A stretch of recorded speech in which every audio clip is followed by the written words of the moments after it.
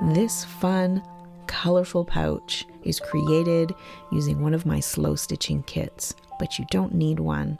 I'm going to show how I created this step by step. I'm going to go through choosing floss colors, how I attach the bird and the other pieces of fabric. I'm going to talk about my two favorite stitches for this project, which are the running stitch and the seed stitch. I'm going to show how I stitch it together and turn it into a bag, how I add lining, channels, and drawstrings. So join me today and stitch along to create your own beautiful drawstring pouch. I'm glad you're here. Let's get started. I'm going to be creating my pouch today using one of my slow stitching kits. So that includes the fabric, the bird cutout, the lining, the drawstrings, and the felt base to create a collage on. I'm going to give all the sizes that I'm working with, so you don't need to have a kit to do this. You can gather your own supplies and make one for yourself. So I've taken my fabric strips and created a collage, and I've placed my bird on the right-hand side. I've attached everything with applique pins, and I'll flip it here so you can see the piece of felt that everything is attached to. So the size I'm working with is 8 inches by 4.5 inches, or 20 by 11 centimeters. Now with the bird, I can move it around and audition which side I want to put it on, keeping in mind that I'm going to be folding this in half to create the drawstring bag. So one thing I can do is fold it in half and see where I like the bird, and that can help me figure out the exact placement of it. So this is where I've decided I want the bird to be over here on the right. So my next step is to baste everything. So I'm going to use regular sewing thread for that. I'm going to move around the back, taking little stitches on the front to hold all those pieces in place so I can take out my pins. So now everything's basted in place, and my next step is to choose my floss colors. So the first color is orange, and I've picked a shade of orange that goes well with that central square that's going to be on the one side, and it also goes with the orange that exists in a few of the other fabric scraps. I've also pulled out a red that I may or may not use because there is some red. There's a ladybug, there's some red flowers, so I may bring that in too. Now in choosing a yellow, I decided to go with a shade that's more golden. I want to bring out golden tones, and this color is very close to the yellow fabrics, but it's moving closer towards that orange. So those colors work well together, and that will help change the color of that yellow towards more of a golden tone. And then I've chosen a pink.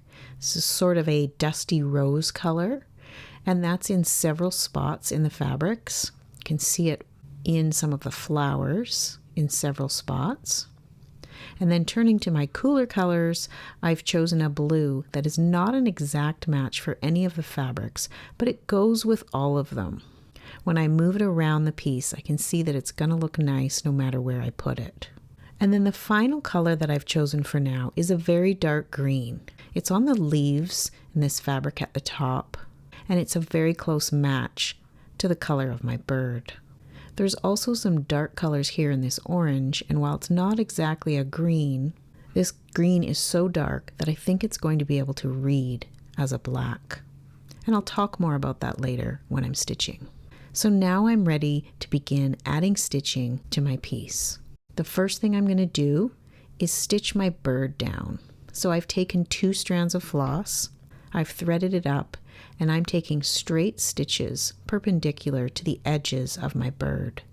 So I'm coming out right outside of where the bird is and through the fabric, and I'm taking a stitch into the fabric of the bird. So I'm not paying attention to feathers that might be on the bird or a realistic look for the bird. I'm just taking straight stitches to attach it. And the color is a close match, so it doesn't really show up that much. And now that my bird's attached, I can begin stitching on all the other pieces of fabric. So I've started here with some running stitches and some stitches surrounding the pieces of patchwork. So I've used orange up here on the top in the middle, and I've done some running stitches, and I've also used that orange to attach that top piece of fabric. This central area is going to appear on both sides when it's folded. So I'm going to choose different colors and move around the piece and start creating those straight stitches going around all the edges of my piece. And I can leave the basting stitches in as long as I need them, and I can take them out as I go. So now I want to talk about seed stitches. I've used this dark green color that I mentioned earlier, and I've began to add seed stitches that are contrasting with the fabric. This central orange piece has that dark color. I think it's actually a very dark brown, but by adding this dark green on the bottom left and near the top, it's added unity. It's brought that darker color around. And those seed stitches are surrounding the flower in the top area, and on the bottom left, they're more random, although the overall shape that I've stitched is a square or a rectangle. So I'm going to continue stitching here. I still have more pieces of fabric that need to be surrounded, and I'm going to lean in more to this seed stitch idea. Now, as you're stitching, you can take your piece and fold it in half, and that can help give you inspiration about how to stitch next. So when I look at this side, I can see the effects that I'm getting with my stitches already, and I'm getting some ideas about what to do next. So up on this right-hand side at the top, I've continued with seed stitches, and I've done it in two colors. I've used pink on the left side and that golden yellow in the middle. And you can see what a difference that makes. Now, both of those colors do exist in the fabric, so there isn't a clashing that's going on. But you can really see how your color choice really makes a difference to the overall look of your fabric. It's going to enhance certain colors. It's going to bring other colors out and push certain ones back. So it's a really fun way to experiment and see what you like. So I'm going to continue adding more stitches until this entire piece is covered. So I've continued with these two stitches, the seed stitch and the running stitch, and I've covered my entire piece with stitching. I even stitched on top of the bird with that same seed stitch in a matching color. So in some spots, I've used a contrasting color, so this stitching really shows up. And in other spots, I've used a matching color, so it's giving more texture than anything else. Now when I take this piece and fold it in half, I can look at it and see all the effects I've got with the stitching, and I'm really happy with the results. On this left side, there's so much texture going on. I've brought the different colors around by stitching more square and rectangle shapes. It's really unified all the different patchwork that's going on. And when I flip it over and look at the other side, you can see some of the same effects. Mixing the different colors in with lots and lots of seed stitch. It's so full of texture. So now it's time to turn to the lining of this bag. So I have a piece of solid colored broadcloth. This lining piece is 11.5 inches long, and it's 6.5 inches high. So it's quite a bit larger than my stitched piece. So I'm going to be able to use this piece of fabric to line and create the channels. So I'm going to cut this piece and remove that large strip. So I've cut it just slightly longer than my piece. And then I have about 1.5 inches on the top that I'm going to be able to fold down. And this other piece I'm going to be able to use to create my channels. So the first thing I'm going to do is fold this over, and I'm going to iron that piece down. And now I'm going to take the piece and place it on the right side, and I'm going to stitch it on 3 sides. So where I folded it at the top, where my channels are going to be, I'm not going to stitch that side. I'm going to leave that open. I'm going to stitch the 2 sides and the bottom. And I'm going to match my thread color to my lining color. Now, one thing that you can do is you can take a pen and you can mark straight lines where you're going to be stitching, and that can help you keep track. And you can also use clips to hold your lining in place as you're stitching it. So here I have stitched on the 3 sides, and I'm going to come in and trim that excess fabric, and I'm also going to trim right at the corners. And then I'm going to flip it out and poke my corners through. So now my lining is attached and I have no raw edges except at the top where that fabric is folded under, and I'm going to be able to slip my channels in between the lining and the front of my stitched piece. Before I do that, I want to stitch my piece together along the bottom and sides to create that pouch. You can either stitch on the outside, so your stitching would be visible, or you can flip the right sides together and you can stitch on the inside. And that's what I'm going to do, and I'm going to stitch lining to lining using a matching color of floss. So here I've begun to stitch along the bottom. I'm using the blanket stitch, and I decided to use regular sewing thread.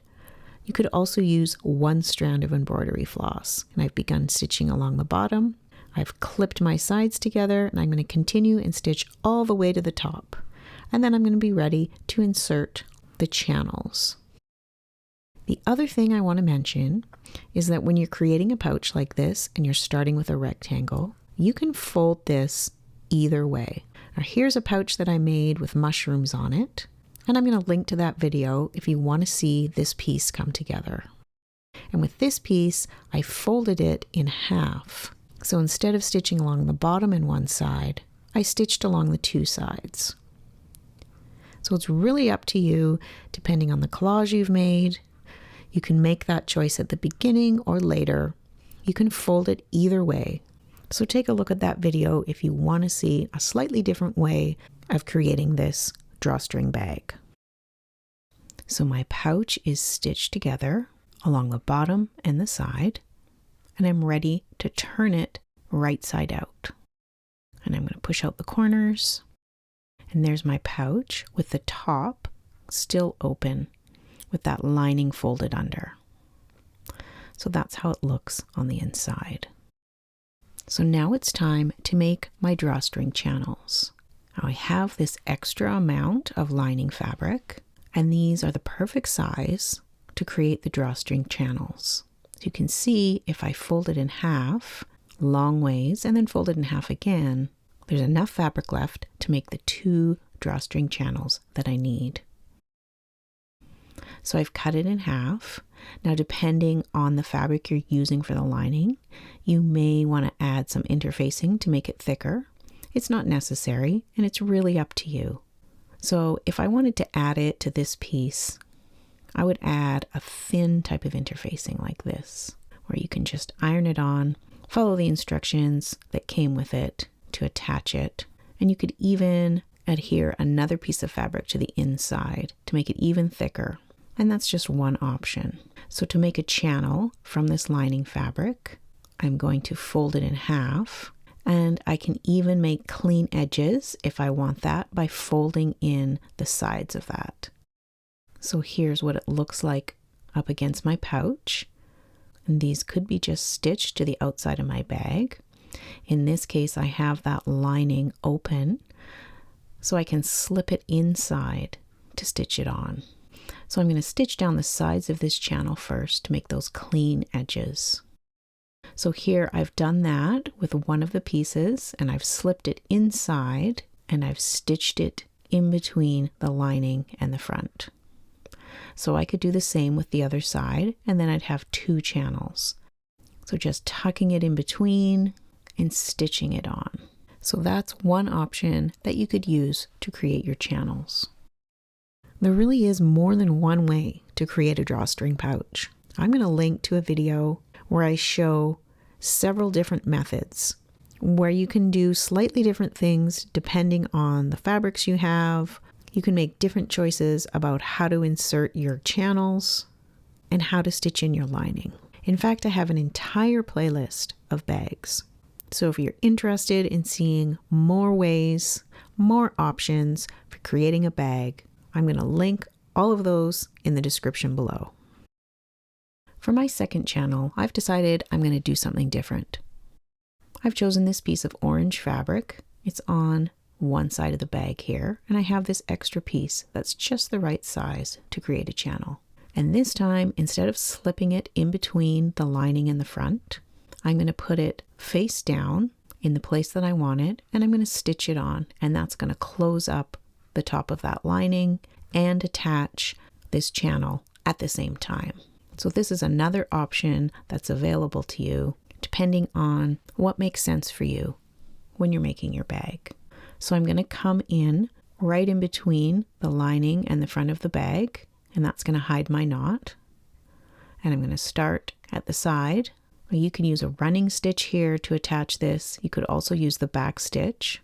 I'm going to use the back stitch because I want this piece to be strongly attached because it's going to have some tension on it. And then when I've stitched it on, I can flip it up and over to create that channel shape. And I can stitch through all the layers from the back, attaching the other end of that piece. Now this piece has no interfacing. The edges aren't tucked under. It's just raw fabric. So there may be some fraying. So you can snip any fraying pieces. And just know that over time there may be some fraying that happens at the edges, which is fine with me. But if you don't like that, I would go with the other option where you fold the sides and stitch them before you attach the channel. So now I'm going to go back. I'm going to stitch in the other direction through all the layers to attach this other side. I'm going to go back and forth. I'm going to take extra stitches right at the edge to reinforce it and make it stronger. And then I'm going to use the back stitch to attach the rest of the channel. So now this channel's attached, and sewing that on has also closed up that open part of the lining. And you can see that this front piece is wider than the back piece, and that's okay. It's still going to look good when the drawstrings are in. Whether the channels match or whether the size of the channels matches, it doesn't matter. It's all going to work. And if you have some edges that aren't enclosed, the space in between the two channels, you can stitch along that area and make sure everything's closed up. So now I'm ready to insert my drawstrings. I've chosen this bright yellow color, and these are 1-inch strips of t-shirt.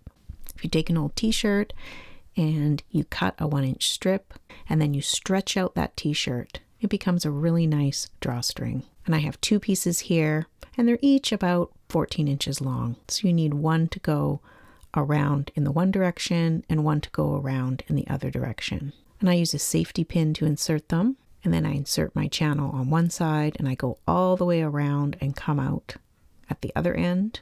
And I tie a knot at the end to secure it. And then I'm going to do the same thing with the other piece starting on the other side.